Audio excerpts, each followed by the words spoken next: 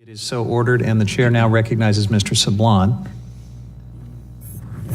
Thank you very much, Mr. Chairman, for holding this hearing. And thank you to Mr. Oliver and the other witnesses for joining us and sharing your... I have one question, Mr. Oliver. NOAA currently protects, again, critical habitat for right whales, which includes, again, the feeding areas and calving grounds. However, the whales' twice yearly migratory route through the mid-Atlantic, which connect these two habitats are not protected. Does NOAA Fisheries have plans to ensure right whale migratory routes are officially recognized as critical habitat and establish the necessary protections for their migratory routes in the mid-Atlantic?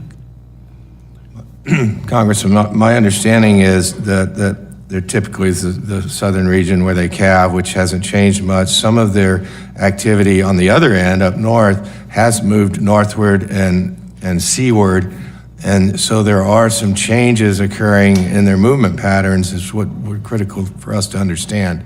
But my understanding is the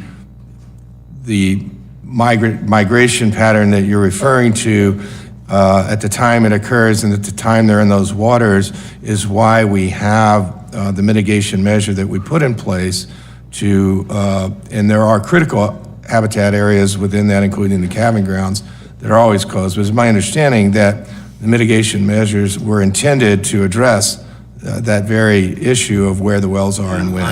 I have other, let me just ask Mr. Oliver a yes or no answer. Are you also the responsible, do you have oversight authority over Westpac? This is not a right whale question, but do you have authority over Western Pacific Fisheries Council? I don't know what you mean by authority over. I mean, do you, or, you know, they have supervisory, We do not have direct supervisory authority over the councils. They're not employees. Okay. All right, okay, just a question, thank you. At this time, I yield the remainder of my time to the chairman of the subcommittee. Thank you, Mr. Sablan. I won't take the full amount of